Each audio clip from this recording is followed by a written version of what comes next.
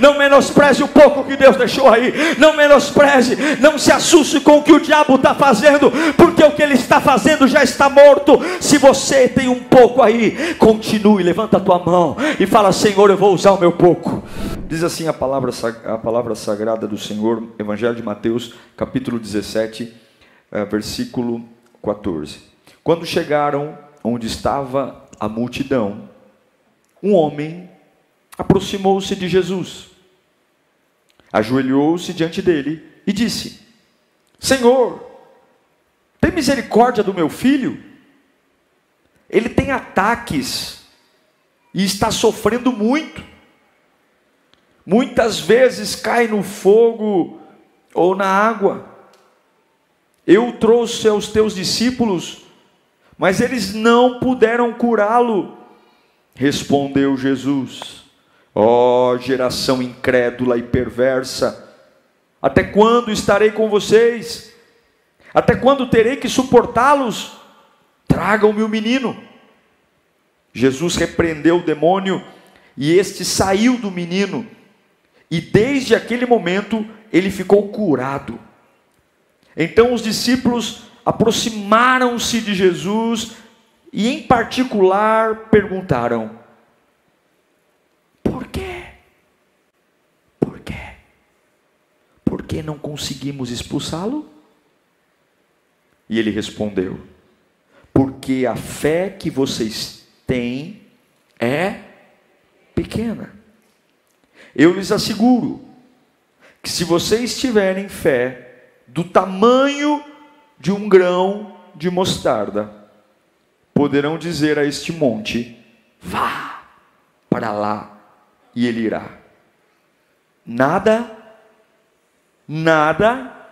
lhe será impossível. Você veio aqui para receber uma palavra, não veio? Você veio aqui para sair daqui diferente de como chegou. Pois Deus vai falar com você, vai falar comigo, vai falar com a gente.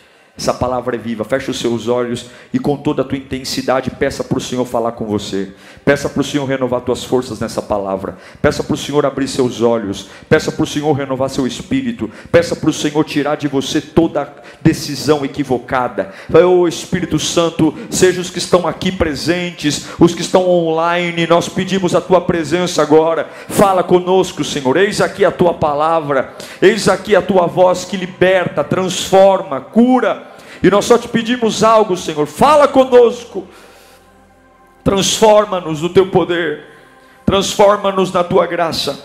Oh, é o que eu te peço em nome de Jesus.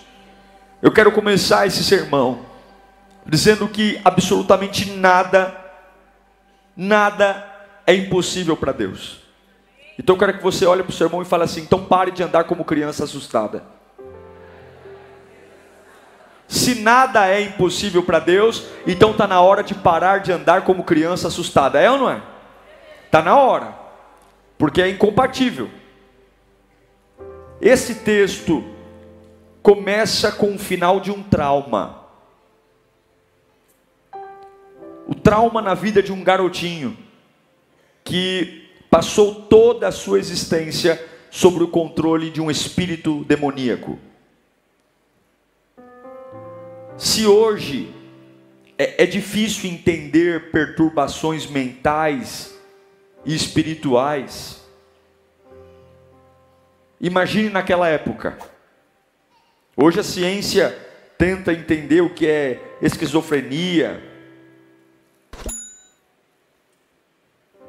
distúrbios mentais, e aquilo que não é espiritual. Mas naquela época, esse menino, o que ele tinha era muito pior do que esquizofrenia. Era muito pior do que um distúrbio psicológico. Ele tinha um espírito maligno morando nele que o fazia cair o tempo todo. Assim que a Bíblia diz.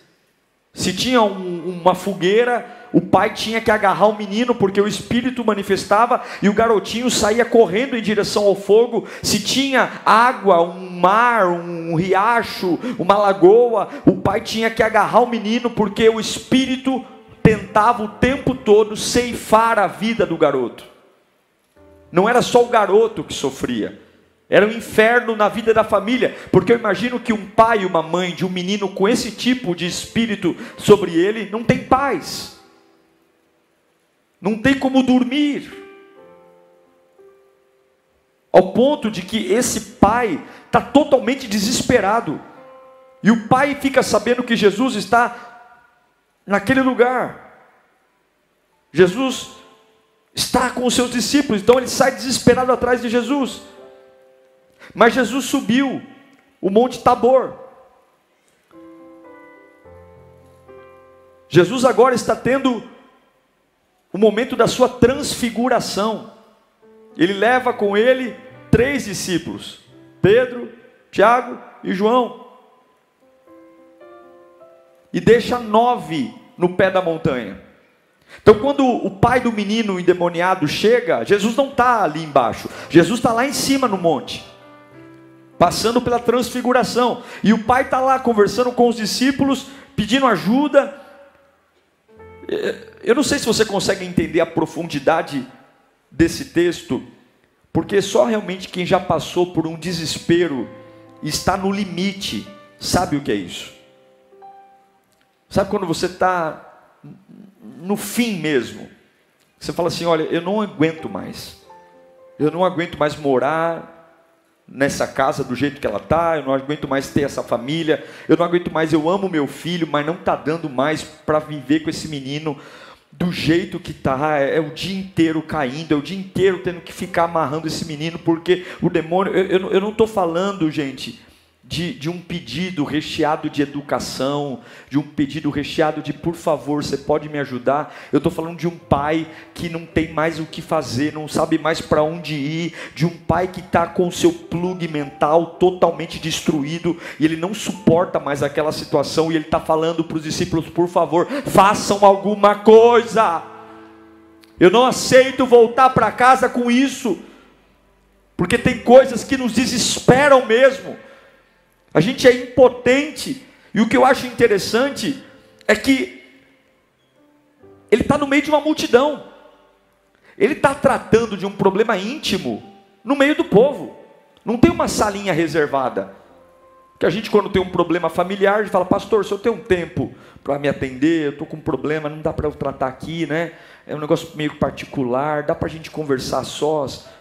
Ele não pede um gabinete.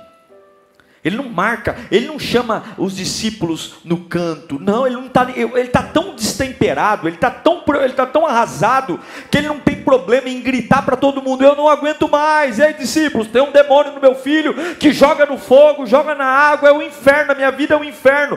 É um pai que não aguenta mais. E o que eu acho lindo, é que ele tem clareza. Só que o que acontece? Os discípulos não conseguem expulsar o demônio do menino. Aí Jesus desce, depois de um momento único, ele desce, e quando ele desce está uma bagunça ali no pé do monte. Os 9 discípulos com cara de paisagem, tudo constrangido, porque oraram e o demônio não saiu. O pai do menino continua desesperado, porque o problema está ali, a multidão sem entender alguma coisa, porque como é que é? Discípulo de Jesus e não consegue fazer o que Jesus faz. E aí Jesus pergunta de novo o que aconteceu. E o que eu acho lindo é que esse pai, ele explica de novo para Jesus o que ele já tinha explicado para os discípulos. Porque nós temos um grave defeito quando nós olhamos para a nossa vida, e algumas vezes as coisas são tão difíceis que dá preguiça de explicar. Quem já passou por isso? Eu já passei. Aí a gente fala assim: como é que você está? O que você está vivendo? Ah, é muito complicado. A gente resume tudo à palavra complicado. É muito complicado. Ora por mim, irmão, é muito difícil. Só ora por mim, é muito complicado. Olha, é assustador o que eu estou vivendo, mas eu não consigo te expressar. O que eu acho lindo é que esse pai, quando Jesus pergunta o que está acontecendo, ele explica, ele fala. E eu quero dizer a primeira coisa para você: quando você quer que Jesus faça um milagre na sua vida, não vem com esse lance de é complicado. Não vem com esse lance de que é difícil. Não vem com essa conversa de que é muita coisa. Não, você tem que abrir essa boca e dizer o que está acontecendo. Orações respondidas são orações vocacionadas. Orações respondidas são orações dirigidas. E aí Jesus ouve o pedido do pai do menino e cura o menino. O menino é transformado. O menino é restaurado completamente. E vão embora para casa. Porque é assim que Jesus faz.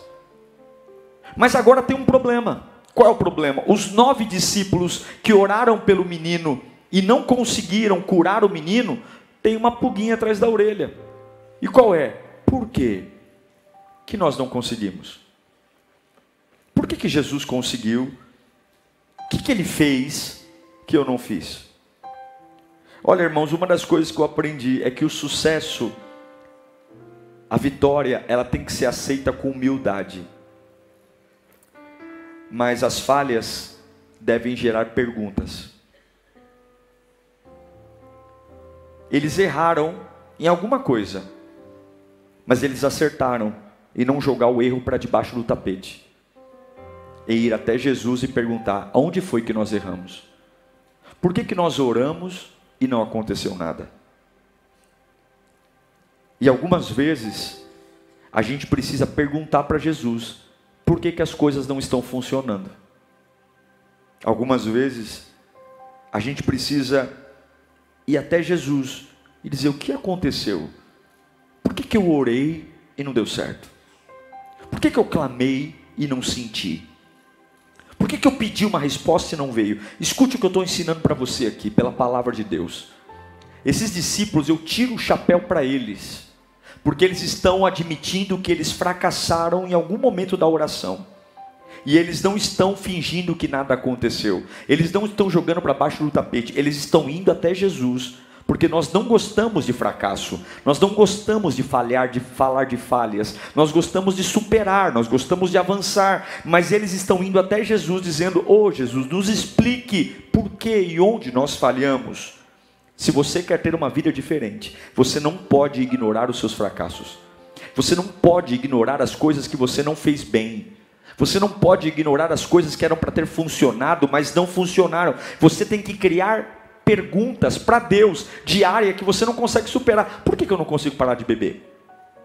Por que eu não consigo parar de fumar? Por que eu não consigo um emprego na minha área?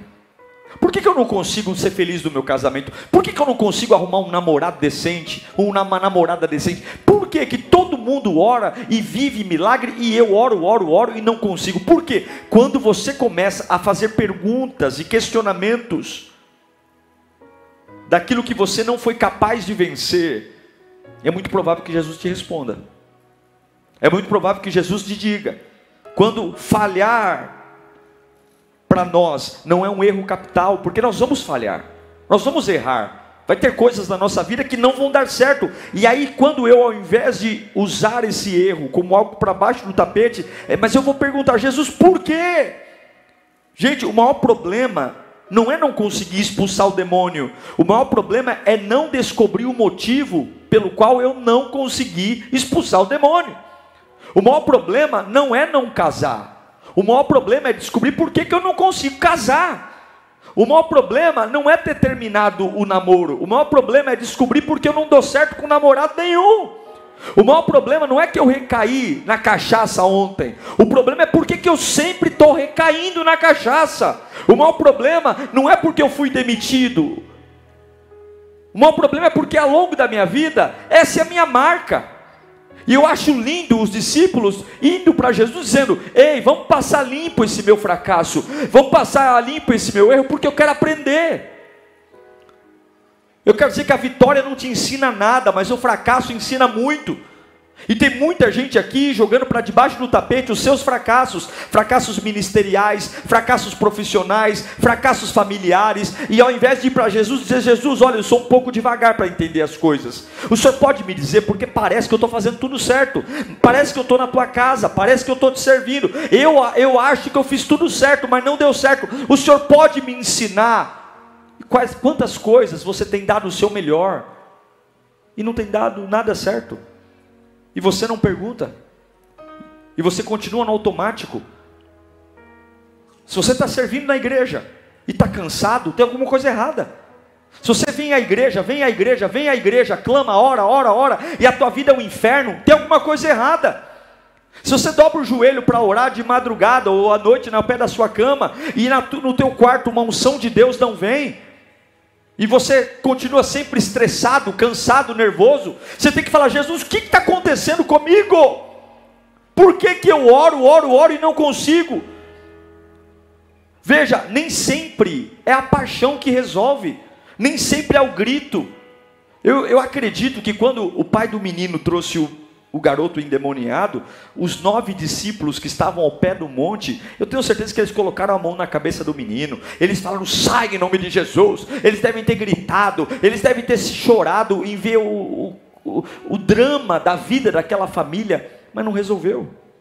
Porque tem coisas, gente, que não acontecem na nossa vida, não é porque a gente é preguiçoso, não é porque a gente não tem paixão, não é porque a gente não tem interesse, não é porque a gente é vagabundo.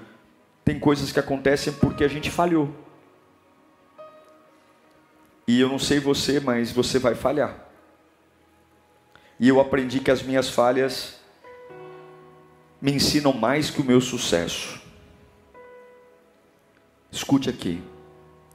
Você precisa começar a levantar algumas perguntas sobre os seus fracassos. Você precisa começar a perguntar para Deus coisas que não estão claras para você, mas que Ele precisa esclarecer. Por que eu não consegui expulsar esse demônio, Jesus? Pare de fazer cara de paisagem, para de fingir que nada aconteceu e comece a cavucar a razão de você estar buscando um Deus vivo e ainda estar morto. A razão de você estar cantando aqui dentro dessa igreja, e quando você chega na sua casa, você não consegue ser um cristão. Você tem que fazer perguntas, e quando eles perguntam, Jesus responde. E qual é a resposta de Jesus? A resposta foi que a falha deles foi no mundo espiritual. Havia uma paixão correta, havia um ânimo, eles oraram, eles clamaram, mas eles falharam no mundo espiritual. Não havia uma visão correta, não havia uma perspectiva correta. E aí Jesus dá uma aula, e essa aula que eu quero reproduzir aqui. Jesus dá uma aula para eles, explicando o porquê eles falharam e onde eles falharam. E Jesus usa uma metáfora. Lembro vocês que Jesus está em cima do Monte Tabor, onde ele teve a transfiguração. Então na frente deles tem o quê? O que tem na frente deles? Um monte. Jesus está no pé do monte, e Jesus vai explicar para eles por que eles falharam. Na frente deles tem um monte, e Jesus conta uma metáfora. Ele olha para aquela montanha enorme, o Monte Tabor, e ele diz o seguinte: olha, vocês sabem o que é um grão de mostarda? É a menor semente que tem. Se você coloca uma semente de grão de mostarda na mão, é capaz dela cair no chão entre seus dedos. Ele pega a semente mais minúscula, a menor de todas, que é pequenininha, e ele compara essa semente com uma montanha gigantesca, que está ali na frente deles. Lembre-se, Jesus acabou de descer da montanha, há uma montanha bem na frente deles, e aí Jesus vai dizer que essa montanha, que está encobrindo paisagens, pode ser removida pelo poder de uma semente do tamanho de um grão de mostarda. Uau! Eles estão ali olhando para a montanha, eles estão perguntando por que eles falharam, e Jesus está dizendo: está aqui, olha essa montanha, está vendo ela? Se vocês tiverem uma semente do tamanho de um grão de mostarda, uma fé mínima, toda essa paisagem vai mudar. Essa montanha que está aqui, ela pode sair daí e vocês vão ver o Mar da Galileia. Olhe para mim. Eu quero falar desta montanha que está bem na sua frente hoje. Essa montanha que está bem na sua cara.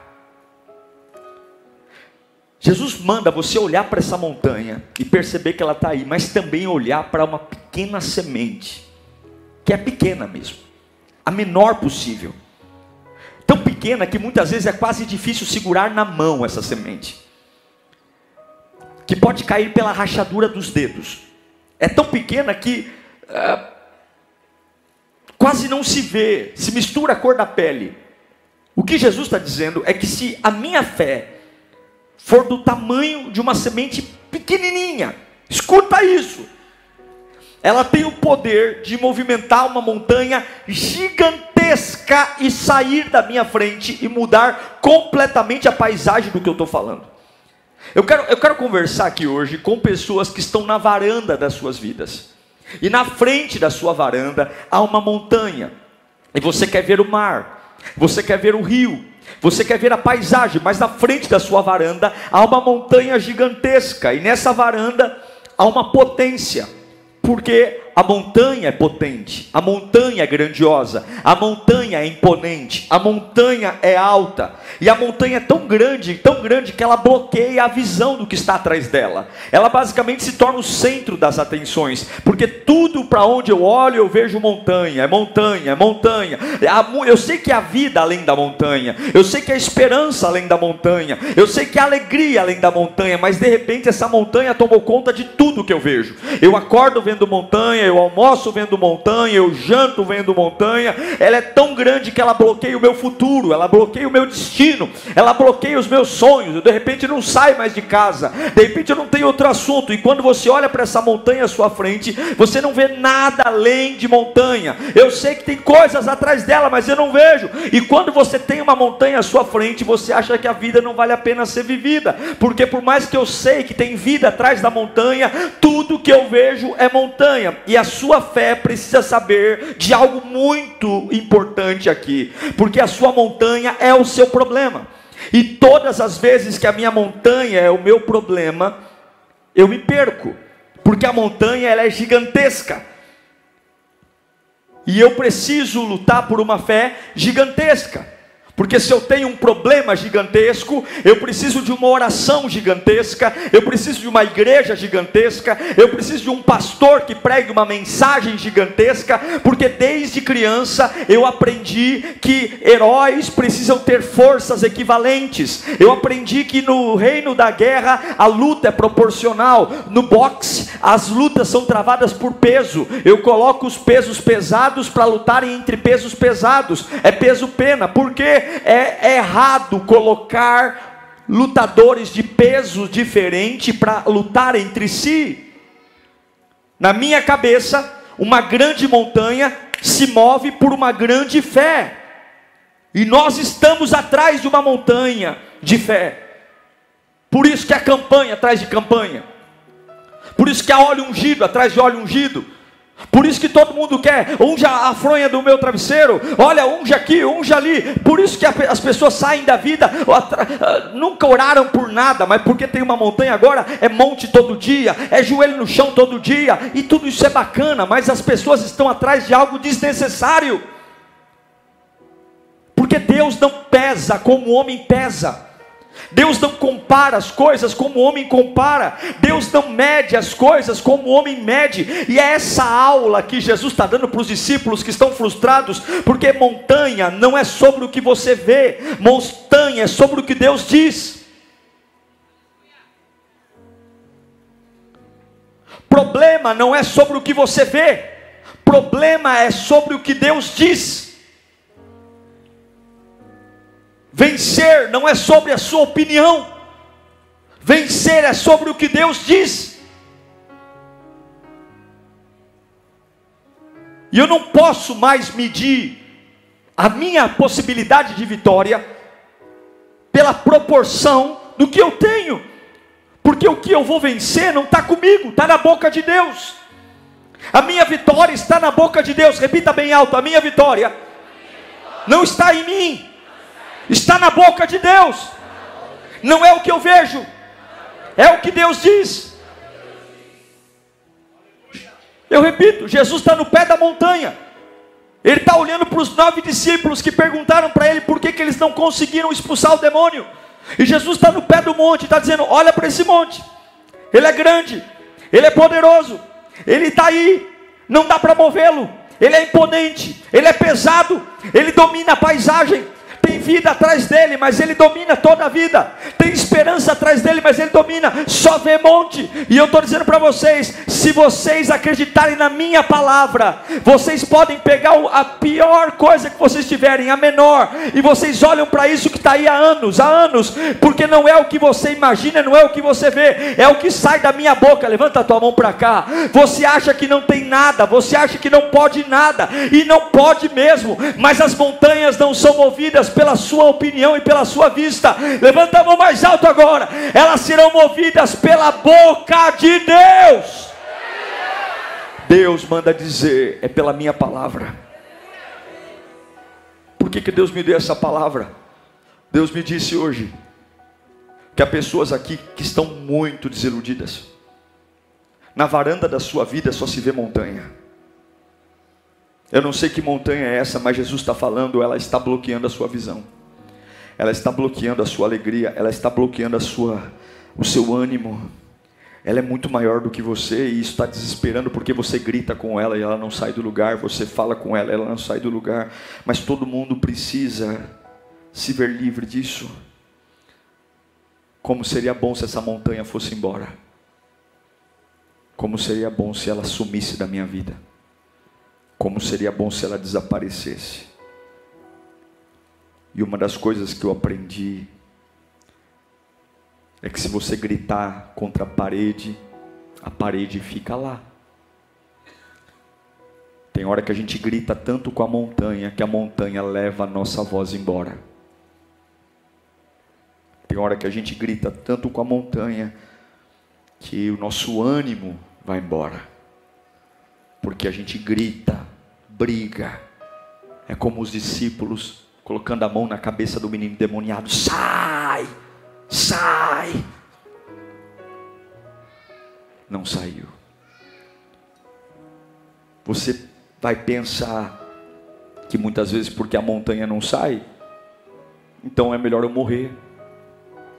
Quantas pessoas se suicidaram porque a montanha não saiu? Ela é enorme. E não há perspectiva. Oh, Deus está falando com gente aqui. Mas alguém está gritando. O que Jesus está dizendo? Ei, meninos, o nível da montanha é alto, mas no nível que vocês estão, há milagre. Vocês são pequenininhos, vocês são baixinhos, vocês são poucos, pequenininhos. Mas pega a semente, não desvalorize a semente, porque a montanha, ela é grande, ela é imponente, mas a montanha não cresce mais. A montanha já está no máximo dela. A montanha não tem o que fazer. Montanha não gera montanha. Mas pega esse negócio pequenininho que eu coloquei, porque eu vou ensinar uma coisa para vocês. Escute isso. Todas as vezes que você tiver uma batalha, lembre-se disso. Reino de Deus não é um reino de proporções. Para mover uma montanha, você não precisa ter uma fé do tamanho de uma montanha. Para mover uma montanha, você pode ter uma fé pequena. Desde que essa fé funcione. Desde que essa fé trabalhe. Desde que essa fé esteja alinhada com o Deus da vida. Para vencer grandes desafios, você não precisa ter uma oração imponente. Você não precisa ser uma autoridade de teologia. Mas aquilo que sobrou nas tuas mãos, se você colocar diante da voz de Deus, montanhas sairão, porque não é o que parece, não é na mesma proporção. Eu não sei se você está entendendo, mas Jesus está dizendo para eles: se vocês usarem uma semente pequena, ela não tem nada, ela é minúscula, mas se ela estiver diante da minha voz, você vai olhar para aquilo que é gigantesco, para aquilo que é impossível, para aquilo que é grande, e isso vai se movimentar, e você vai voltar a ter a vista do horizonte, você vai voltar a ter a vista da paisagem, porque uma semente de mostarda, diferente da montanha, ela é pequena, ela é minúscula, mas a semente pode o que a montanha não pode. A semente pode gerar vida, a semente pode multiplicar, a semente pode crescer, a semente pode forrar uma montanha inteira de ervas. A semente tem vida, a montanha é morta, E eu quero que você entenda: diante dos homens você é pequeno, diante das pessoas você não tem nada. Essa doença é muito maior que você, esse desemprego é muito maior que você. E aí todo mundo está dizendo: ei rapaz, corra, faça cursos. E todo mundo está dizendo: busque uma fé do tamanho do teu problema, faça campanha. E você está indo em 4, 5 igrejas ao mesmo tempo, e você acorda, põe o copo de água em cima da TV, e você sai agora. Não, você viu outros escritórios fazendo e ganhando dinheiro, e agora há uma pressão. Eu estou ficando para trás. Por quê? Porque para vencer eu tenho que crescer, eu tenho que estudar. Não come, não dorme, não faz mais nada, está adoecendo, úlcera no estômago, dor de cabeça, porque eu preciso encontrar uma fé do tamanho de uma montanha, para mover uma montanha. E Jesus está dizendo: não, o que eu dei para você é vivo.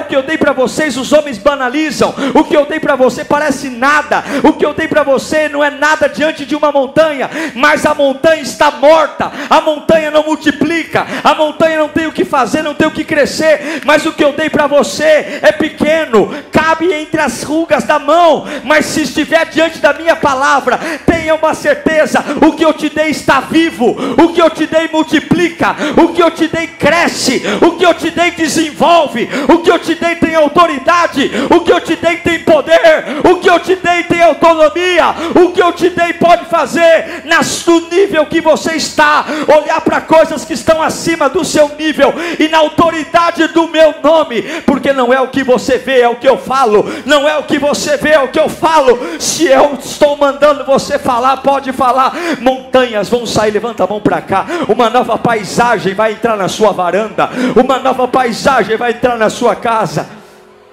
Eu me lembro quando eu comprei o meu apartamento aqui em Itaquera. Eu comprei meu apartamento e na hora de comprar, eu mudei já daqui, mas quando eu comprei porque eu queria ver a arena do Corinthians. E eu falei para o corretor assim: eu quero, da vista da sacada aqui do apartamento, ver a arena do Corinthians.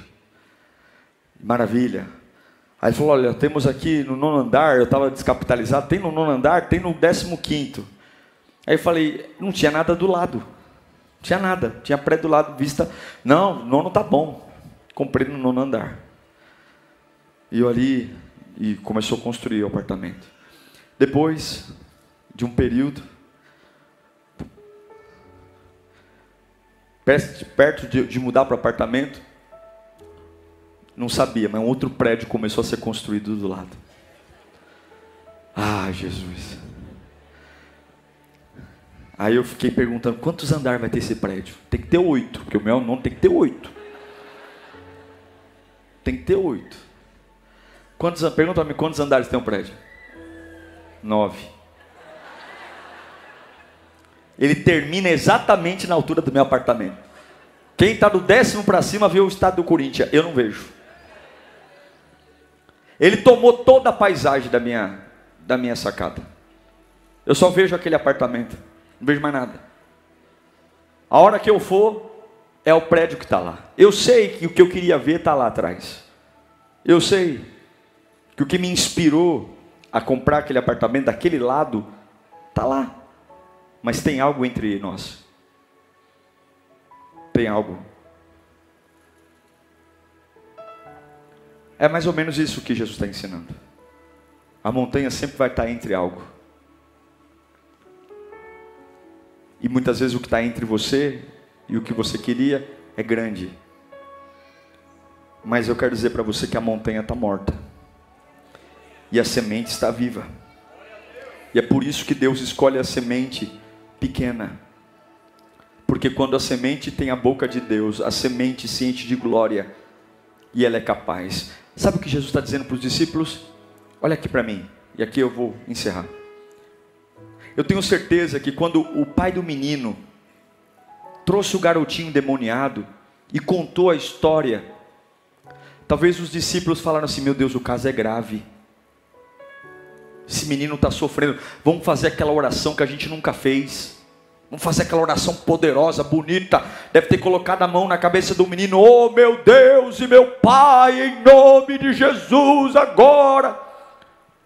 Talvez ele fez aquela oração pomposa, aquela oração bonita, aquela oração teatral, aquela oração que arrancou lágrima das pessoas, mas não foi uma oração sincera.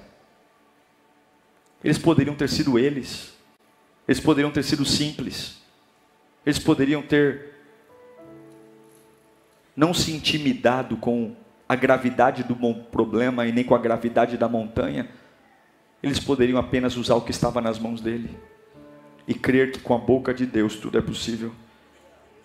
Eu não sei se você está entendendo, mas Jesus está ensinando que você não precisa ter uma arma do tamanho do teu adversário.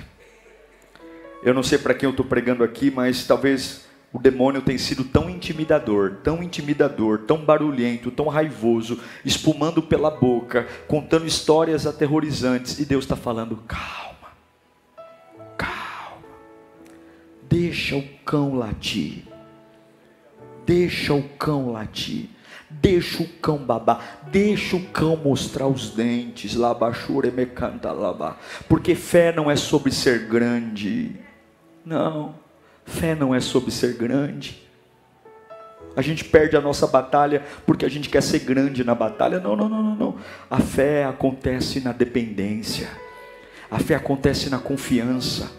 Eu posso ser pequeno, não tem problema. Eu posso estar em minoria, não tem problema. Eu posso ser o pequeno Davi, não tem problema. Eu posso não ser ouvido pela maioria, não tem problema. Eu posso ver a montanha e dizer claramente ela é maior do que eu, claramente é mais difícil do que eu, claramente. Mas às vezes eu só preciso entender que na minha pequenez a voz de Deus muda tudo, a voz de Deus faz tudo. E eu vou voltar, eu vou imaginar, porque eu vou ver a vista atrás dessa montanha. Deus manda dizer a pessoas aqui que há tempos têm tentado entender o que está atrás das montanhas, como é a vida sem essa situação, como é a vida, como será meu casamento quando isso sair da minha casa, como será o meu trabalho, como será o meu escritório. Será que você consegue imaginar o que está atrás dessa montanha? Nós somos treinados para entender que as guerras são equivalentes, e eu vou dizer para você, todas as batalhas que você for enfrentar serão maiores do que você, mas não é o que você vê, é o que Deus fala.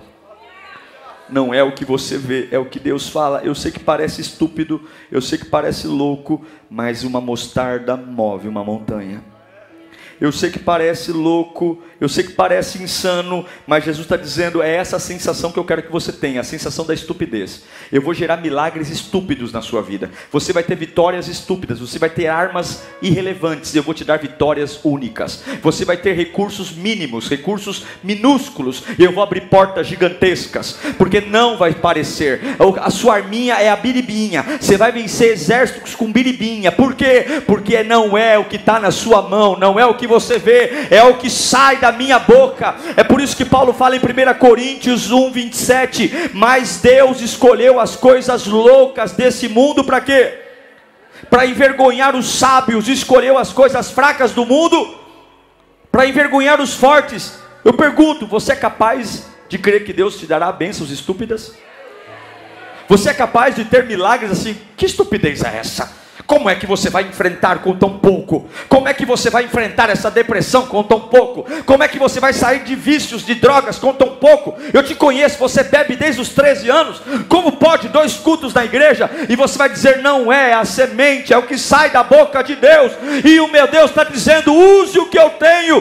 Deus vai te tirar daí. Acredite ou não, vai ser um processo maluco, vai ser um processo insano, vai ser um processo complicado, porque você não tem o que é possível para vencer isso. Você não tem apoio suficiente, você não tem capacidade suficiente, você não está com a maioria, você não tem todas as respostas, você não tem toda a experiência. É uma montanha versus uma mostarda, um grão de mostarda. É um massacre para todo mundo. É impossível, é estupidez tocar nesse assunto. Cala a sua boca, vive a sua vida, não fala sobre isso, aceita a montanha. E eis que vem uma voz na contramão hoje, dizendo, não é o que você vê, não é o que estão dizendo, é o que sai da minha boca. E hoje eu estou dizendo para você, não vai ser equivalente, porque aquilo que é pouco na tua mão, esse pouco de vida, esse pouco de oração, esse pouco de fidelidade a Deus, esse pouco de oferta, esse pouco de dízimo, esse pouco de voluntariado, esse pouco de fidelidade, esse pouco que eu coloquei na sua mão, esse pouco de persistência, esse esse pouco chegou aqui nesse culto com a cabeça inchada, com os olhos sofrendo, o coração apertado, mas veio arrastando, mas veio esse pouco de adoração. Só você sabe como foi difícil levantar a mão para adorar aqui hoje. Só você sabe como foi difícil deixar tudo que deixou para trás. E Deus está dizendo: esse pouco na minha mão, esse pouco é maior que a montanha, porque o diabo está morto, o demônio está morto, mas a minha obra em você está viva, e eu tenho mais poder na pequena semente viva do que na montanha morta. Levanta a tua mão para cá, não menospreze o pouco que Deus deixou aí, não menospreze o pouco que Deus deixou aí, não menospreze, não se assuste com o que o diabo está fazendo, porque o que ele está fazendo já está morto. Se você tem um pouco aí, continue, levanta a tua mão e fala: Senhor, eu vou usar o meu pouco, eu vou usar o meu pouco. A resposta de Jesus para os discípulos é: se você usar o pouco, combinado com a minha boca, os seus olhos vão ver uma montanha se mover. Deus é um Deus de pouco. Se você é fiel no pouco, eu te coloco sobre o muito. Você sempre vai ter menos que o seu milagre. Você sempre vai estar em menos número que o seu inimigo. Você sempre vai ter menos dinheiro que os seus adversários. Você sempre vai ter um ambiente mais difícil do que aqueles que vêm contra você. Porque pouco não te faz confiar em você. O pouco te faz confiar no que sai da boca de Deus. Deus manda eu dizer para você que veio aqui desesperado atrás de uma resposta: o seu milagre virá do pouco. O seu milagre vai vir de um pouquinho de fé, um pouquinho de talento, um pouquinho de esperança, um pouquinho. Lembra de como tudo aconteceu? Um Deus grande veio à terra como um pouquinho de carne. Entra no ventre de uma virgem, e um pouquinho de carne é colocado numa estrebaria, numa manjedoura, lugar que os animais comem. Esse pouquinho, esse homenzinho, cresceu. E esse homenzinho foi para uma pequena cruz. E através daquele homenzinho, numa pequena cruz, bilhões de seres humanos puderam ser resgatados. Porque o diabo tinha um inferno inteiro, e um homem sozinho, pouquinho, rejeitado. Mas o diabo está morto e Jesus está vivo. A montanha é grande, mas ela está morta. O seu pouquinho é quase nada, mas ele está vivo. Ele não deitou na manjedoura adulto. Ele não deitou como homem. Ele deitou como um bebê. E quando ele cresceu, ele já resgatou mais de 8 bilhões de pessoas. Não é o que você vê, é sobre o que sai da boca de Deus. E eu sei que tem pessoas aqui que talvez estejam dizendo: o meu caso é difícil, pastor. Ou talvez você está como eu, que comprou um apartamento e alguma coisa cresce entre o que você queria ver e o seu apartamento. E Jesus está dizendo: não precisa ser um super-homem. Pega o seu pouco, coloca nas minhas mãos. Eu quero que você feche os seus olhos agora. Todos nós temos um pouco aqui. E todos nós temos uma montanha. Lembra que eu falei dos discípulos? Por que Jesus ensinou isso para eles? Feche os olhos. Porque eles perguntaram: mestre, por que a gente não conseguiu expulsar o demônio do menino? Por quê? Por quê? Por que, Senhor, que eu não consigo deslanchar no meu ministério? Por que, Senhor, que, olha, eu tenho tanta vergonha de não mudar? Eu estou cansado de ser o mesmo. Ano após ano. Eu só fico imaginando o que está lá atrás da montanha. Mas eu só vejo isso. A minha vida é isso. E aí alguns dizem: eu preciso estudar mais. Eu preciso fazer um outro curso. Eu preciso falar inglês. Não, eu vou fazer terapia. Não, eu vou fazer coaching. Não, eu estou assim porque eu vou viajar. Como se estivesse dizendo: eu preciso me tornar uma pessoa maior. Porque o meu problema é tão grande que eu tenho que me capacitar para enfrentá-lo. Porque se eu vou entrar na luta de pesos pesados, eu não posso ter peso pena.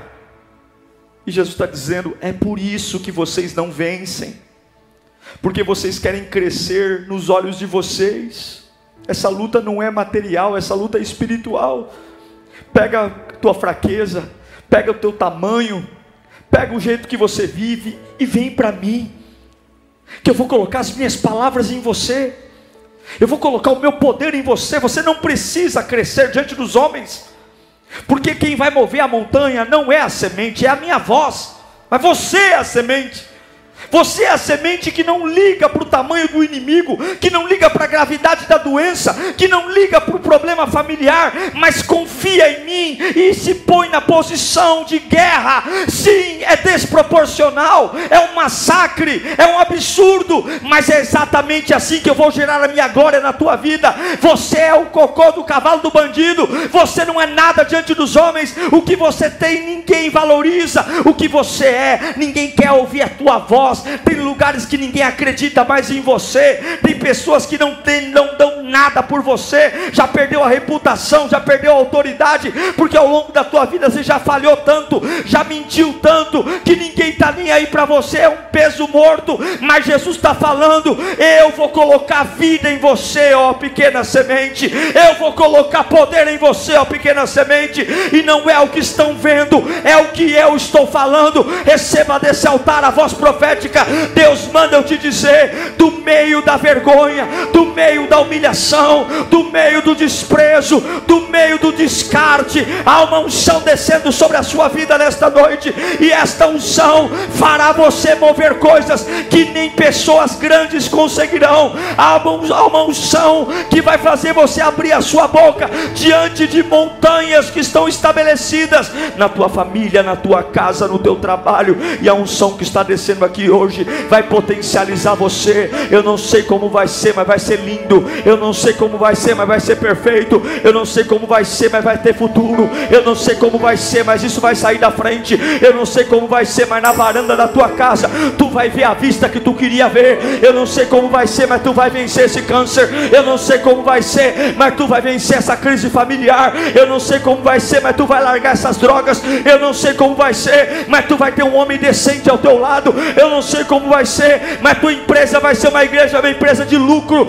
sem se sujar com corrupção. Eu não sei como vai ser, mas tu vai ser um homem tomado pelo Espírito Santo. Tu não era ninguém, tu não morava numa casa de ninguém. Tu era um Gideão, tu era um Davi, tu era um Jeremias, mas a boca de Deus falou contigo hoje. E Deus está falando: é no meio do pouco que eu vou mudar a tua vida e vou transformar tudo e todos. Levante-se na fé. Deus está te chamando hoje.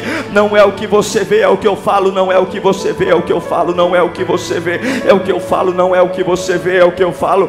Não é o que você vê, é o que eu falo. E hoje eu mando te dizer, eu digo no teu coração, eu digo na tua alma: eu estou potencializando a pequena semente.